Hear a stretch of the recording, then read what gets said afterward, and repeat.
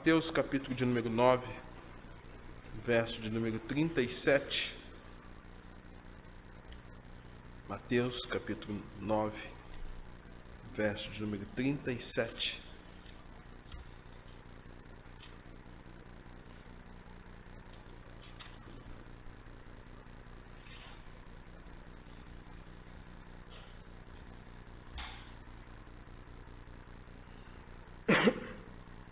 O texto ele está associado a um parágrafo que fala das ovelhas e das multidões, as quais Jesus as via e ele tem compadecimento delas.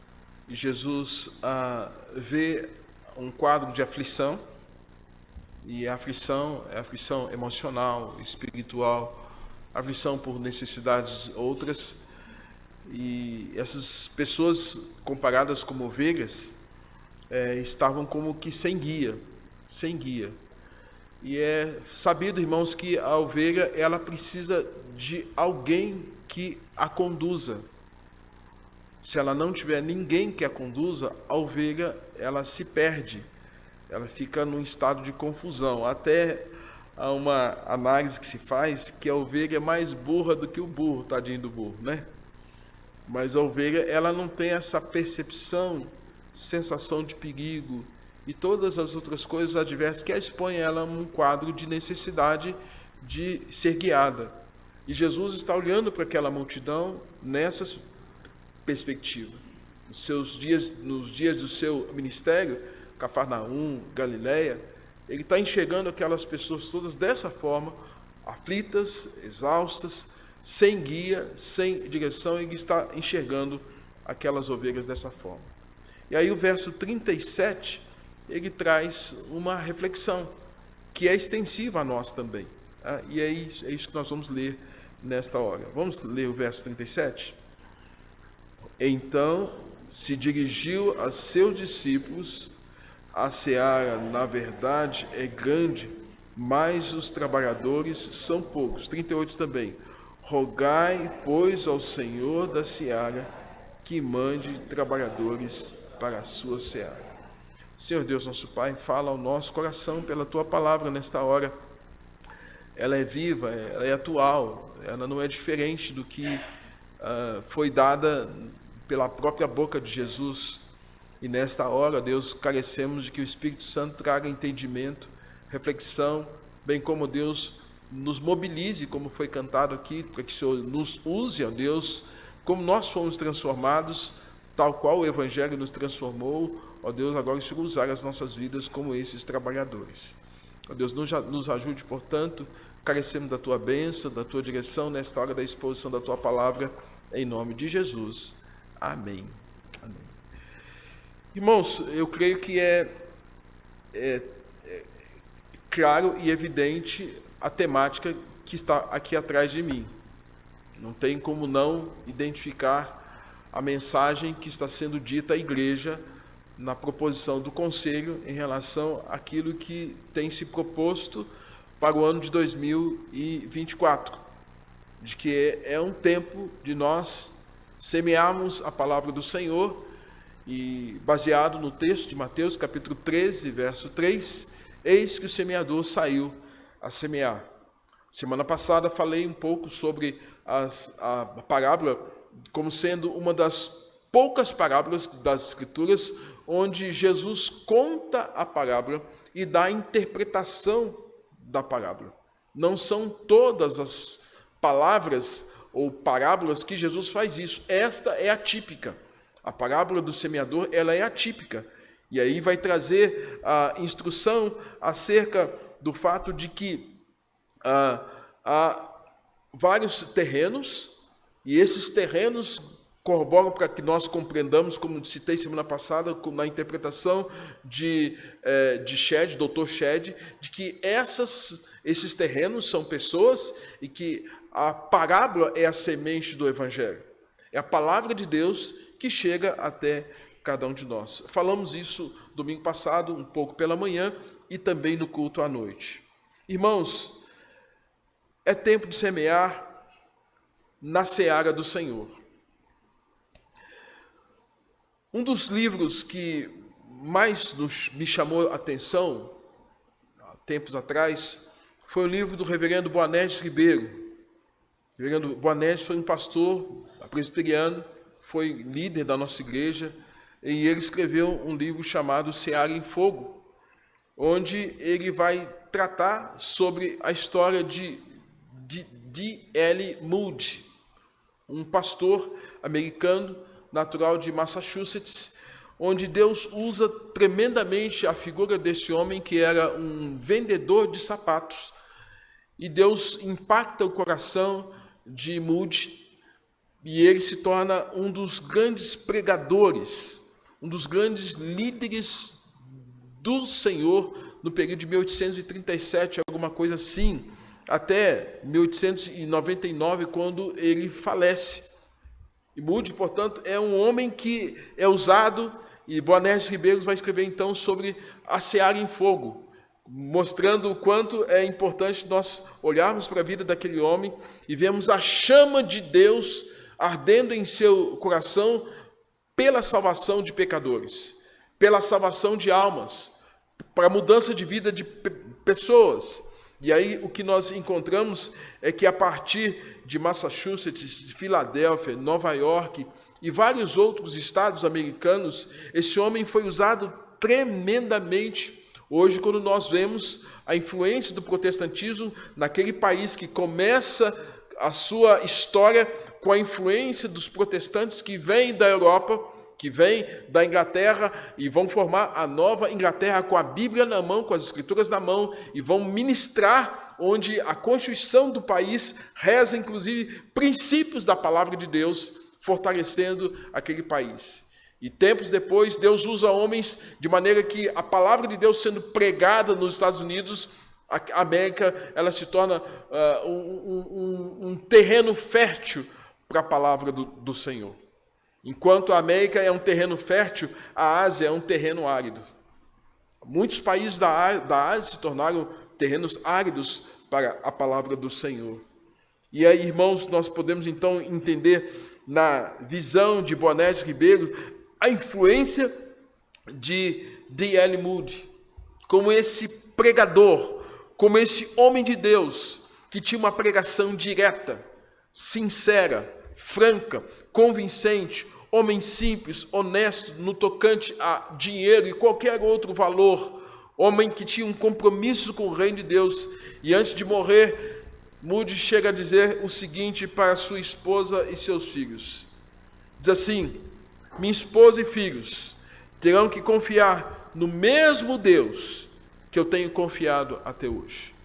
Moody morre com essa frase, estimulando a sua esposa e seus filhos a confiarem na providência e no cuidado daquele Deus que cuidou dele até o último dia. Portanto, irmãos, é alguém que nos ensina acerca de semear. Moody teve a influência sobre cerca de, alguns dizem, entre 3 a 4 milhões de pessoas. Pensem bem, 3 a 4 milhões de pessoas. A cidade de Belo Horizonte é uma cidade que tem 6 milhões de habitantes. Então pensem bem a influência de um homem sobre a vida de um sem número de pessoas. E aí a pergunta que nós temos que fazer: qual a influência que nós temos tido sobre a vida das pessoas que estão ao nosso lado? E a influência é por conta do Evangelho. Irmãos, é por isso que Jesus, ele aqui nesta palavra, que é dirigida em Mateus capítulo de número 9, ele está falando aos seus discípulos numa preocupação diante da realidade daquela seara. O grande número de pessoas que precisavam ser alcançadas e o pouco número de trabalhadores que estavam disponíveis para realizar o trabalho que tinha que ser feito. Deus, irmãos, compara Israel com a agricultura. Em outros momentos, ele faz, bem como estarei falando semana que vem, comparando Israel como a videira. Quando ele diz: eu sou a videira verdadeira e vós os ramos. Mas Deus está mostrando, irmãos, o papel do agricultor. O agricultor tem a preocupação com o terreno, com a planta, com a poda e com a colheita. E Deus está se apresentando aqui como um agricultor. Jesus está apresentando Deus como aquele que cuida dessa seara. E nessa seara há um campo vasto. Disse que hoje o mundo ele tem cerca de 8 bilhões de pessoas. E há um sem número de países, de tribos, povos e nações que ainda não ouviram do Evangelho de Cristo Jesus, que não ouviram a palavra do Senhor. Nesta última semana, nós tivemos aqui com uma jovem que a igreja apoiou financeiramente na sua ida para a Turquia. E quem estava aqui se lembra do que ela disse. Numa viagem agora recente, no mês de novembro do ano passado, numa ida para a Turquia, onde há uma oposição ao Evangelho, onde há uma perseguição declarada acerca do Evangelho. Um amigo meu, pastor, que estava ali, engenheiro da Petrobras e também missionário, estava ali na Turquia, e ele teve que voltar porque um amigo dele, cristão, havia sido degolado porque era um cristão. Irmãos, nós estamos vendo que há uma necessidade premente de que se pregue o Evangelho para um mundo cada vez mais aflito e exausto, como ovelhas que não têm pastor. E essa era a preocupação de Jesus lá e a preocupação de Jesus aqui. A preocupação de Jesus não mudou. O reverendo Hernandes diz que o Evangelho ele urge ser pregado a todo tempo. Não há um minuto sequer em que nós não devamos pregar. Sim, devemos pregar a todo tempo, e as Escrituras nos ensinam isso.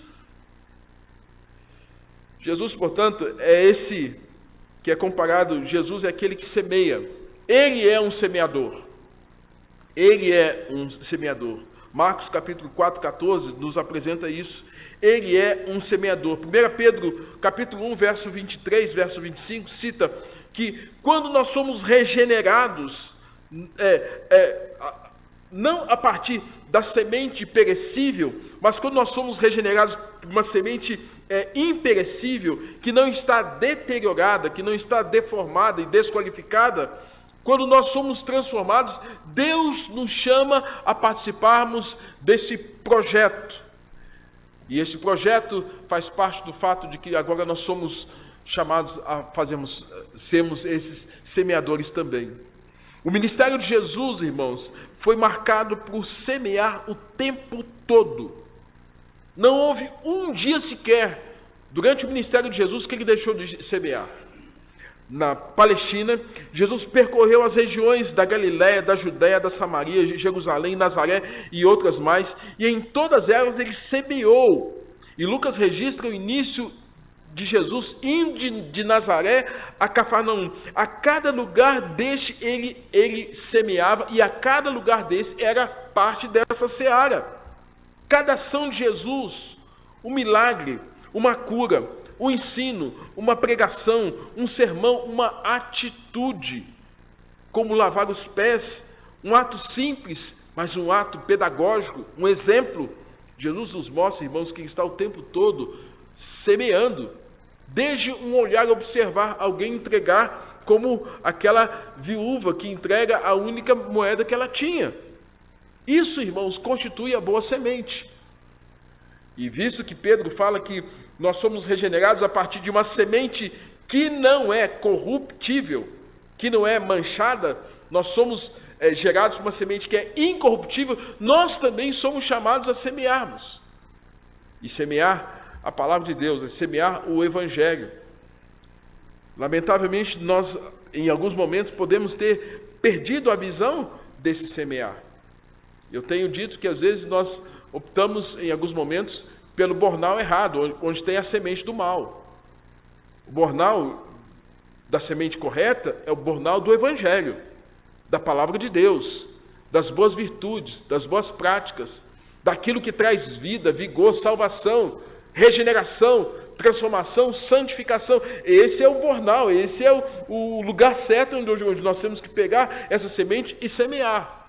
Mas quando, irmãos, nós pegamos do bornal errado, lembra lá de João capítulo 10, o bornal errado é o bornal do inimigo. E nós vimos também, Mateus capítulo 13, que durante a noite, o inimigo veio e semeou. E semeou o quê? O joio. O joio é a semente do mal. O joio é a semente errada. E que cresce no meio do trigo. Portanto, irmãos, nós podemos fazer a comparação do joio como sendo pessoas que ainda não conheceram o verdadeiro evangelho, não dão frutos, e o joio como sementes do mal que nós trazemos para a nossa vida, ou que semeamos na vida de outras pessoas. Jesus quer que nós aprendamos, irmãos, com Ele, a semearmos a boa semente. E no capítulo 13 de Mateus nós vimos isso. Jesus está falando do papel do semeador e das circunstâncias associadas à semeadura, bem como as condições do solo. Primeiro, semeador, todo aquele que obedece a Deus, levando o evangelho às palavras, por meio de palavras e por meio de ações. Somos esses semeadores, os quais ele diz: olha, a seara é grande, mas eu preciso desses que semeiem esse bom evangelho, essa boa palavra. Segundo, a semente, irmãos, é a palavra de Deus, sempre boa, não tem semente estragada. Não tem semente estragada. Não tem caruncho. Não tem defeito. Semente do evangelho, ela é perfeita. Ela está, na linguagem aristotélica, ela tem a potência e o ato para trazer todo o efeito necessário que é preciso para que o indivíduo seja transformado e mudado por meio daquela boa semente. O solo, como disse, são pessoas. O solo, ele pode ser interpretado como algo individual ou coletivo. Pessoas que estão naquelas condições do solo rochoso, à beira do caminho, no meio dos espinhos, e o solo fértil, como também um grupo, uma nação, uma cidade, que talvez esteja nessas mesmas condições de ser uma cidade dura. Jesus fala: ai de ti, Corazim, ai de ti, Betsaida, porque eram cidades impenitentes, duras, resistentes à palavra de Deus. Nós vimos esses dias, eu dei estudo aqui na quinta-feira sobre Nabucodonosor. Nabucodonosor é um indivíduo soberbo, onde Deus teve que tratar da soberba do rei Nabucodonosor, porque ele se achava mais do que Deus. E Deus fez ele comer capim como uma capivara, para mostrar quem Deus era. Humilhou aquele rei, fazendo que ele ficasse cerca de, alguns dizem, cerca de 7 anos, 7 períodos de tempos, 7 anos, que ele sai do palácio e vai habitar entre os animais, no meio do mato, da floresta. Deus tratando o coração, a mente daquele rei, ainda que tenha construído o jardim suspenso da Babilônia, que talvez seja conhecido, mas com toda a arrogância dele, Deus trata do rei Nabucodonosor. Irmãos, há pessoas assim, há pessoas que talvez, tal qual o apóstolo Paulo, são duras, resistentes à palavra, até que Deus lhes quebre, até que Deus mostre o quanto a vida deles precisa ser transformada. Saulo, até então, um perseguidor, opositor da palavra de Deus, um algoz daqueles que andavam no caminho, mas Deus tem que mudar. Solo rochoso, ou aqueles irmãos que seguiram Jesus, tal qual os leprosos, pelo menos 9 deles que sabiam que era Jesus, precisavam da bênção, e 9 deles foram curados, mas 9 deles não se importaram em nada com aquilo que Jesus tinha para ensinar a eles. Eles só queriam os benefícios físicos, eles queriam as mãos de Jesus e não a palavra de Jesus. Talvez comparado com aqueles que foram semeados à beira do caminho, que quando vem a dificuldade, a perseguição, a oposição, logo encontram o caminho de fuga, uma rota de fuga, porque não dão conta de lidar com essa realidade. Irmãos, e o solo fértil, esse solo que a palavra adentra, que muda o coração das pessoas. É por isso que, quando nós olhamos para esses solos, rochoso, beira do caminho, meio dos espinhos, são pessoas, são cidades, são lugares, e são vidas, individualmente falando. A cidade de Corazim, ao norte de Cafarnaum, rejeitou Jesus. A cidade de Betsaida, essa também rejeitou, eram solos, terra batida, solo ruim. Jesus compara com Tiro e Sidom, cidades amaldiçoadas no Velho Testamento, como Sodoma e Gomorra. que ao invés de ouvirem a palavra e se arrependerem, tal qual entenderem o chamado que Deus havia dado para Abraão e para seu sobrinho Ló, mas é uma cidade impenitente. Eu temo que o nosso país, cada vez mais voltado para essa festa pagã, mundana, demoníaca dos dias de hoje, de carnaval, cada vez mais se torne uma Sodoma e uma Gomorra, que é uma realidade, ou não? Promiscuidade, licenciosidade, sexo fácil, droga correndo solta, o álcool correndo solto, 9 meses depois, gravidez, aborto, casamentos destruídos, a farra imoral, e cada vez mais, irmãos, pessoas andando assim e representam esses solos. Portanto, irmãos, essa é uma realidade. Foi uma realidade dos dias de Jesus e é uma realidade dos dias de hoje. O que nós temos que entender desse texto? Primeiro, o semeador precisa sair. A seara é grande, mas os trabalhadores são poucos. Rogai ao Senhor da seara que mande mais trabalhadores. Mas esses trabalhadores que são convocados, eles não são convocados por uma grande parada militar, um grande momento de desfile. Não, eles são chamados, irmãos, para sair em campo ou a campo. Sair, deixar um lugar e ir para outro, andar, movimentar-se, mover-se. Portanto, o semeador, ele tem que andar, ele precisa locomover. Reverendo Roberto Brasileiro, ele tem dito o seguinte, que nós pastores precisamos gastar sola de sapato, usando uma metáfora, porque muitos pastores hoje não querem mais gastar sola de sapato. Como os pastores precisam gastar sola de sapato, visitar, acompanhar, evangelizar hospitais e estar na casa das pessoas, ministrar a palavra, muitos não querem fazer isso, como muitos crentes também pararam de fazer isso. Irmãos, o semeador é chamado a sair, gastar sola de sapato, hoje é gastar combustível. Nós temos que gastar gasolina, pega o carro que você tem lá e vai visitar, e vai evangelizar, e faz esse compromisso. Eis que o semeador saiu a semear. O livro O Peregrino, de John Bunyan, ele traz a realidade, numa análise que John Bunyan faz acerca do peregrino. Ele fala que o homem, enquanto é cego, ele vagueia e se fadiga com as suas vaidades, porque não conhece Deus. O homem, enquanto cego, ele vagueia nas suas vaidades porque não conhece a Deus. Irmãos, o processo da semeadura é levar essa palavra de Deus para quem é cego, para quem está vagueando neste mundo. E, amados, a nossa missão não é a missão de julgar, porque agora a nossa missão é de semear a boa palavra. Os comportamentos morais e éticos desses que ainda estão cegos, eles serão transformados à medida que eles receberem essa palavra. Mas são essas pessoas que precisam ouvir do Evangelho, ainda que de maneira dura, e nós estejamos falando, arrependei-vos, porque é necessário que vocês se arrependam, para que o reino de Deus chegue na vida de vocês. Essa é a mensagem da igreja. Essa é a mensagem que o semeador precisa ter. Ronaldo Lidório, no seu livro chamado sobre a história dos concombas, ele fala o seguinte, que a comunicação missionária não é a razão do crescimento da igreja. Ou seja, nós não podemos pensar, então nós vamos semear só para a nossa igreja crescer? Não, essa não é a verdadeira e boa motivação.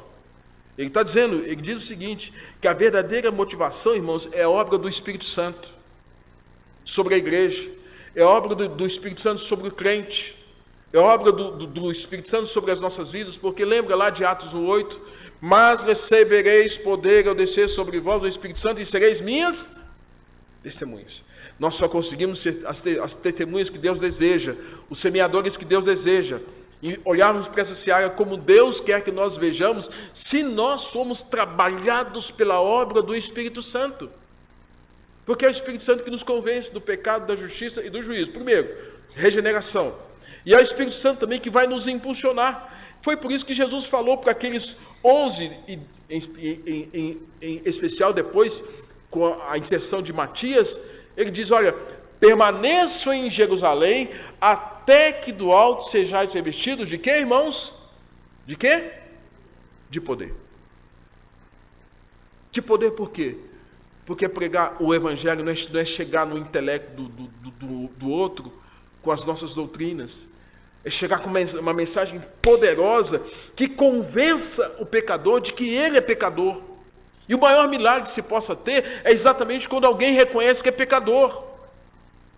Então não é o que Paulo fala, que ele pregou o evangelho não com linguagem persuasiva, do ponto de vista humano, filosófico, intelectual, mas ele pregou o evangelho com poder, porque é exatamente isso que o evangelho é, naquilo que ele escreve à igreja de Roma, porque o evangelho é poder de Deus para a salvação de todo aquele que crê. Portanto, o semeador, ele precisa disso que Ronaldo Lidori está dizendo. A comunicação missionária não é a razão para o crescimento da igreja, e sim é a ação do Espírito Santo e que resulta na fidelidade da igreja, de maneira que o caráter do semeador é mais importante do que as suas habilidades. O caráter do semeador tem que ser igual ao caráter do grande semeador que é Jesus.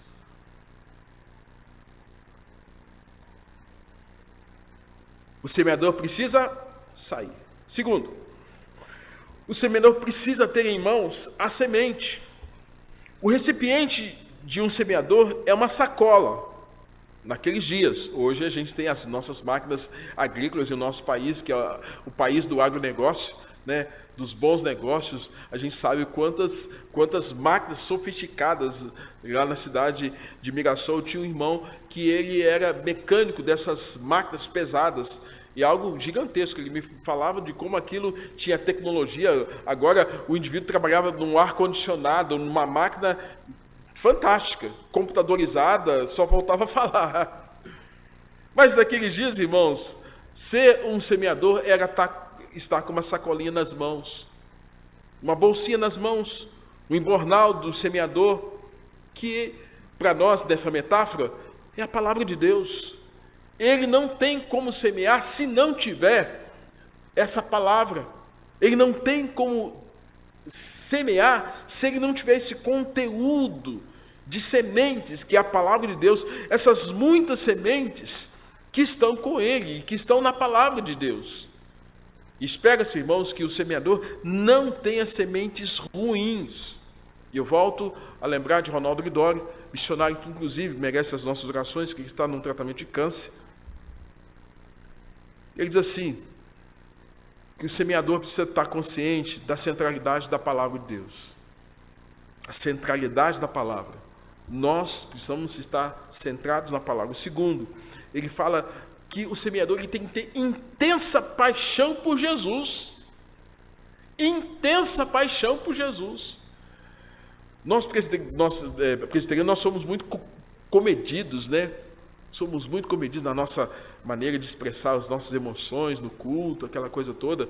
Mas, irmãos, nós temos que ter fogo na alma. Aquela paixão pelo evangelho. Aquela paixão pelas coisas de Deus. Desejo pelas coisas de Deus. E quando nós vivenciamos isso, é o que ele diz, é isso que nos impulsiona. Uma canção que muito me elevou antes de ser pastor, é uma canção de um grupo chamado Missões e Adorações, que diz assim: como sairemos de Jerusalém, se o Espírito Santo não mover os nossos corações? Como deixaremos coisas e pessoas a mover poderes maiores do que nós? Como é que nós vamos sair de Jerusalém, se o Espírito de Deus não mover as nossas vidas? Como é que nós vamos sair de Jerusalém para ir Jerusalém, Judéia, Samaria, até os confins, se não for uma obra de Deus? Se não for uma ação de Deus na vida do pecador, impulsionando? O que trouxe Ashby Greenside para o Brasil em 1859? Eu passei perto de Baltimore, nos Estados Unidos, e fiquei pensando, Brasil, 1859, era uma roça, só mato. Pense Brasil Império. A República foi em 1889, né? Isso mesmo, né? Era uma roça. Só tinha mato aqui.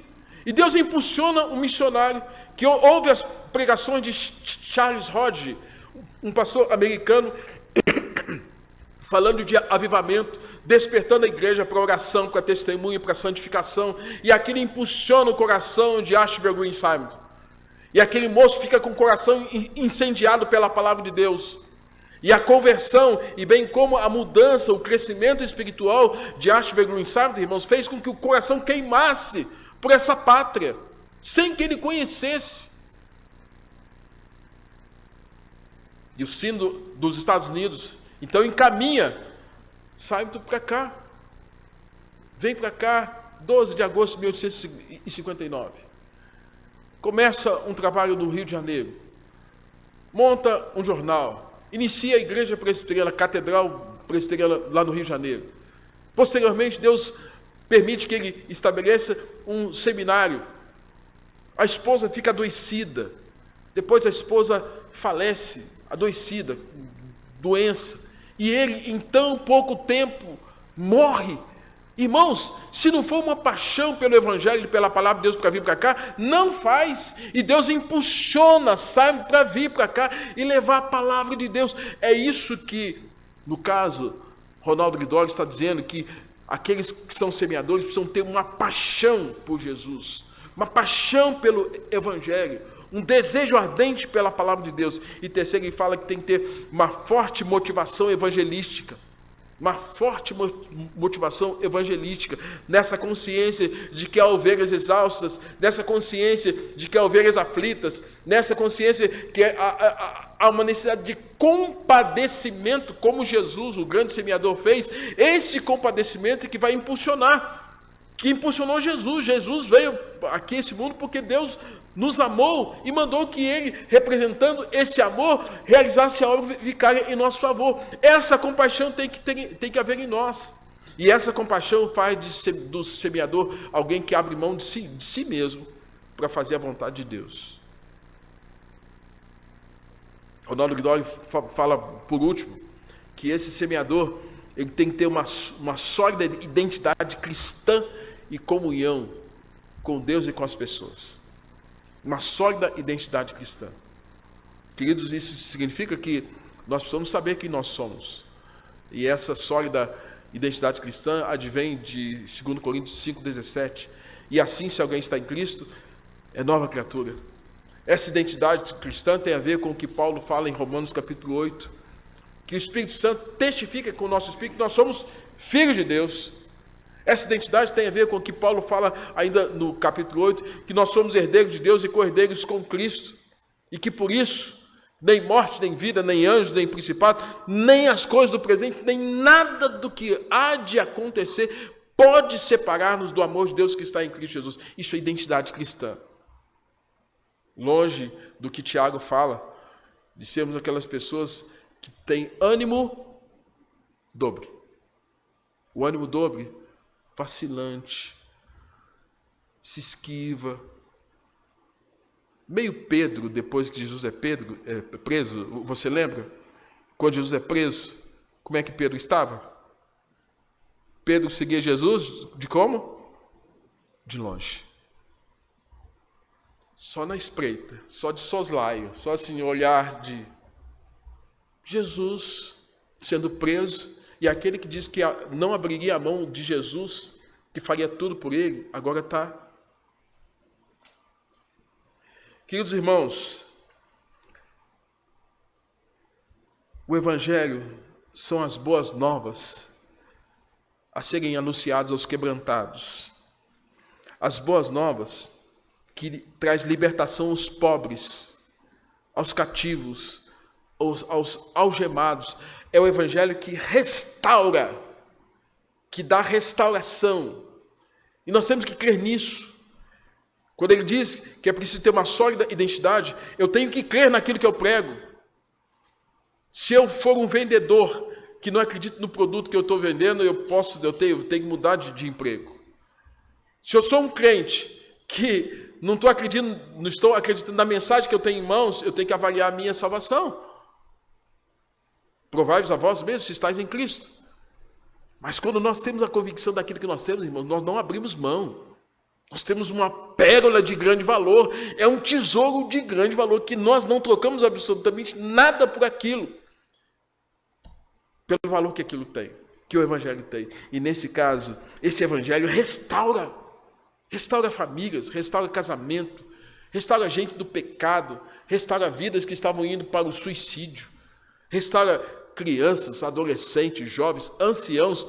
Alguns pensam que ancião não peca, né? Irmãos, ancião peca também, tá? Alguns acham, não, gente velha não peca, gente velha peca também.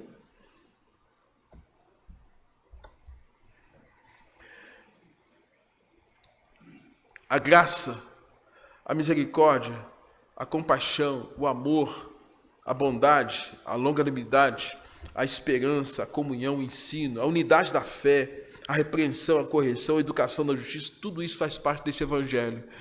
Que quando a gente tem a convicção, nós não vamos abrir mão desse Evangelho, mas o que nós vamos compartilhar com o outro é esse conteúdo desse bornal, que tem essa semente boa, é o Evangelho. Não há outra mensagem. Os discípulos, quando estiveram com Jesus, em um dos momentos, Filipe pergunta: Senhor, para quem iremos? Senhor, para quem iremos? Quem é que vai nos auxiliar? Se só o Senhor tem as palavras de vida eterna. Queridos, o semeador precisa ter em mão a boa semente. Então você tenha no coração, na mente, a mente de Cristo, essa boa semente. E semeie essa boa semente do Evangelho. Terceiro e último. O semeador precisa lançar a semente. Então, a semente ela não pode ficar só com você. Então, eu tenho o embornal aqui. Então, esse embornal é só meu. Eu não compartilho com ninguém. Ninguém pode ter o que eu tenho. Ninguém pode querer o que eu já conquistei. Não, não é por aí. Eu tive uma experiência cerca de mais ou menos uns 12 a 13 anos atrás. A minha esposa, Verônica, ela tem uns parentes que têm fazenda lá entre o estado de Minas e o estado do Espírito Santo, né? Perto de Aimorés, mas é uma cidade chamada Conceição de Ipanema. Por parte de pai, ela tem uns parentes lá que têm fazenda. E aí aconteceu que nós fomos lá para a fazenda e aconteceu que eles estavam plantando quiabo. Mineiro gosta de quiabo. Não sei se vocês gostam. Eu gosto de frango com quiabo. Se quiser, pode convidar o pastor. Pimentinha no jeito. Amém. Louvado seja Deus. Frango com quiabo e angu. Comida de mineiro. Polenta, né? Que vocês falam aqui, né? Deu até água na boca, né, irmãos? Irmãos, vamos lá. Aí, eu estava de férias lá. E aí, estava todo mundo trabalhando e só eu lá de férias, né? Eu fiquei meio constrangido, deixa eu ajudar aqui também. Fui plantar quiabo.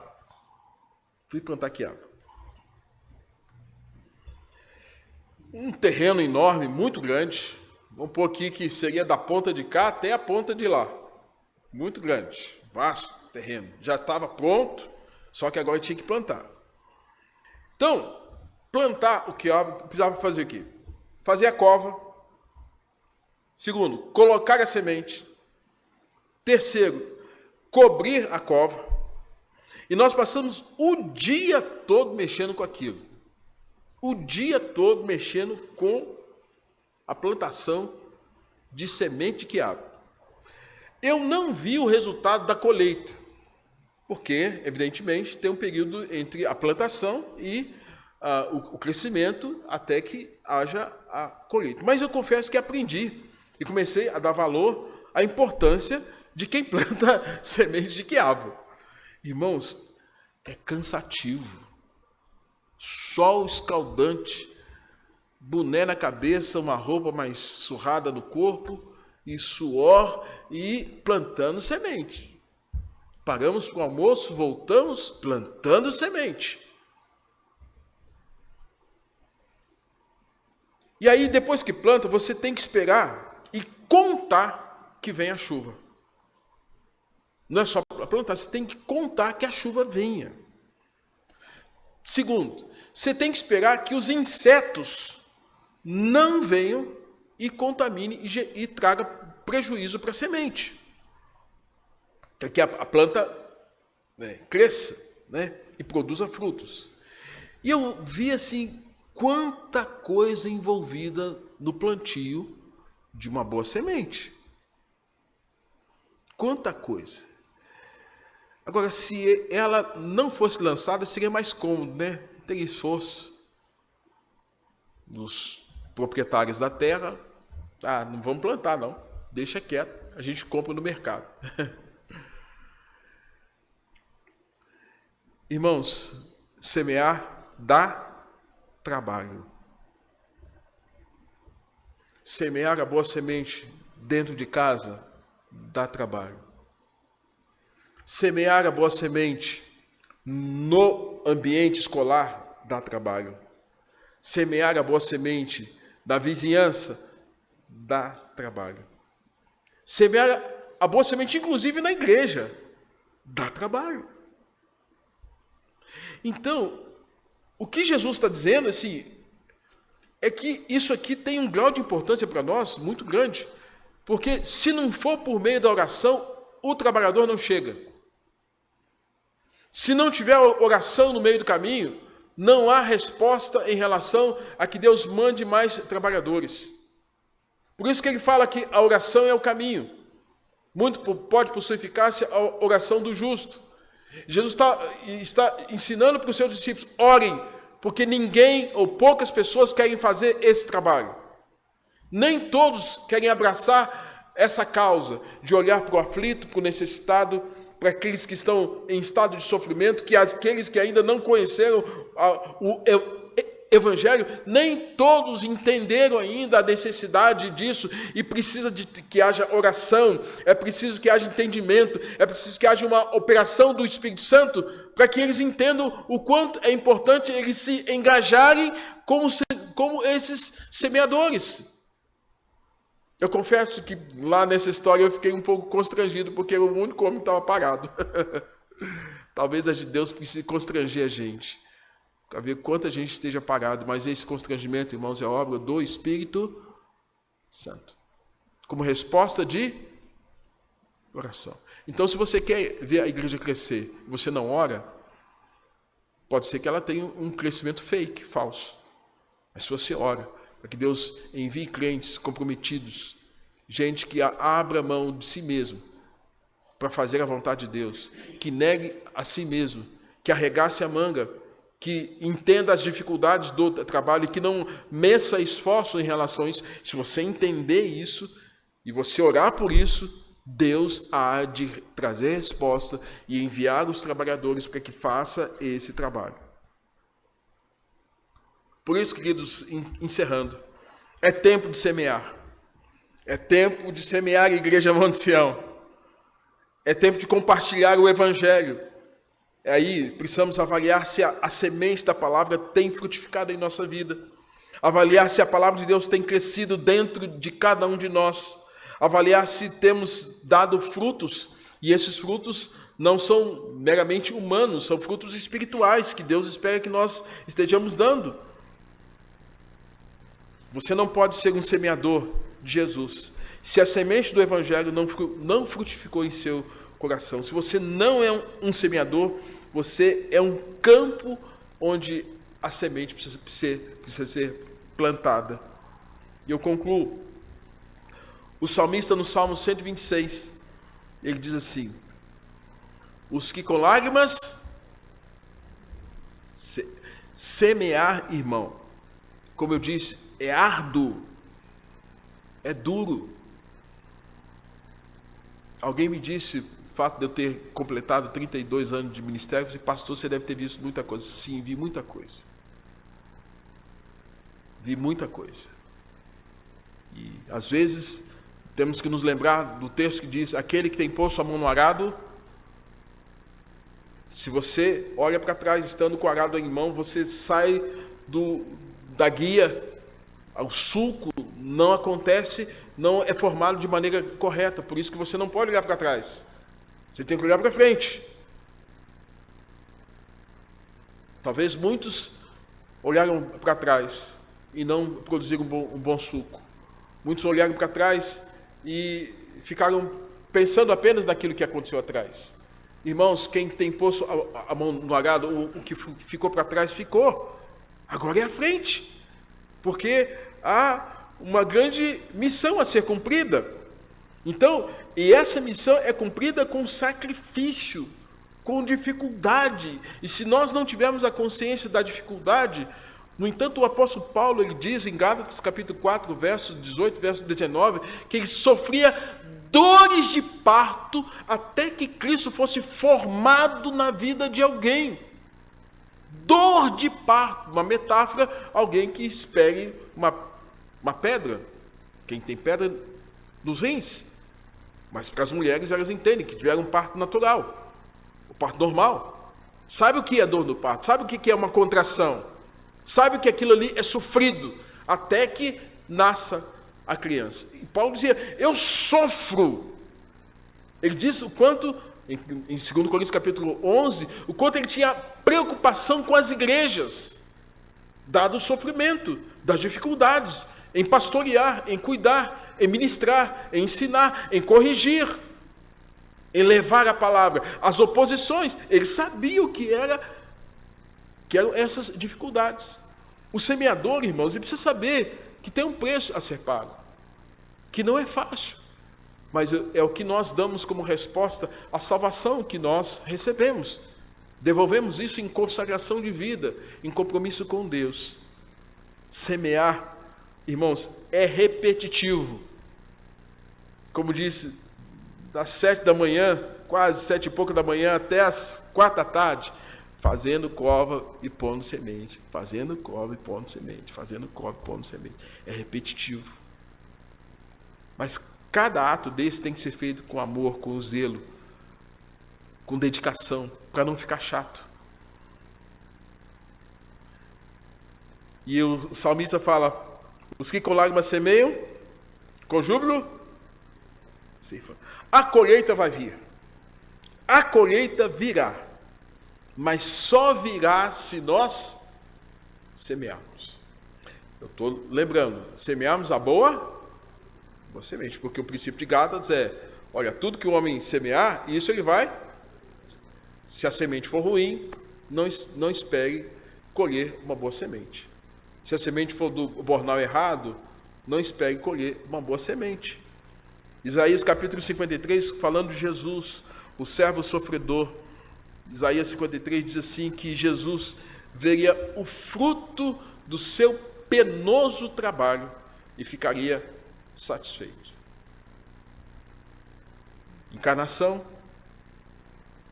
ministério, 3 anos percorrendo Galileia, Judeia, toda Galileia, levando a palavra, passando pelas vicissitudes do ponto de vista humano mesmo, sendo Deus. Filipenses 2 fala, não julgou com usurpação ser igual a Deus, esvaziou, e nesse esvaziamento ele se identifica, prega, vive, fala, ministra e faz o que tem que ser feito, para que aqueles discípulos pudessem entender a mensagem e reproduzir. Mas ele vai até o fim. Acha difícil. No entanto, na cruz Jesus disse, Pai, se possível,